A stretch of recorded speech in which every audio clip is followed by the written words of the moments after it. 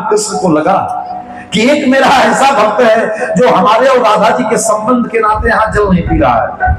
भगवान कन्हैया आए और ब्रजराज को गोद में लेके उठाने लगे। बार बार कान्हा कहत सुनत नाही ब्रजराज। ब्रजराज जी मूर्छित हैं।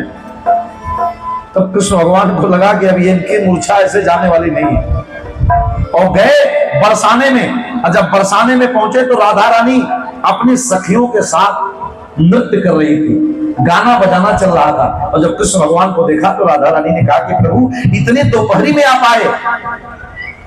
भगवान कन्हैया की आंखें नम हो गई और राधा जी से कहा, कल प्रयास में थक गयो नहीं जागत ब्रजराज।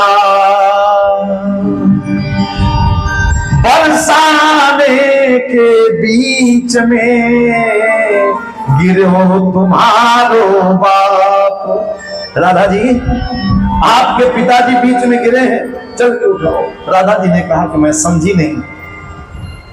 बोले हमारे आपके संबंध के नाते ब्रजराज जी यहाँ का जल नहीं पीते, और ऐसे अगर जान जाएंगे तो पिएंगे नहीं। एक काम करो, ब्रजराज जी को अगर जल नहीं दिया गया तो उनके प्राण निकल जाएंगे, बहुत थके हैं। भगवान कन्हैया ने राधा रानी से कहा कि ऐसे जाने वाले नहीं हैं, मानने वाले नहीं है ब्रजराज जी, आप उनके बेटी का रूप बना लो।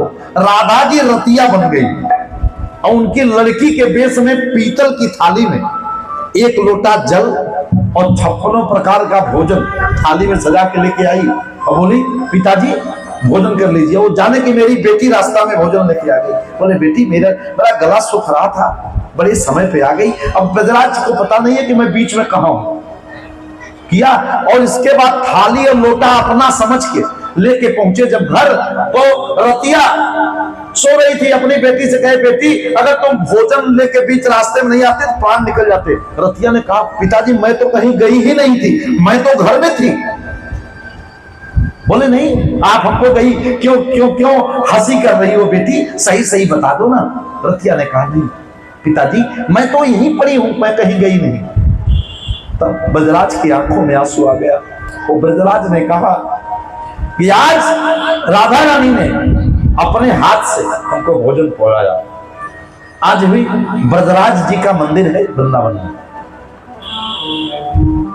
वो हर समय ब्रजराज जी यही गाया करते थे कि हनुमत राखो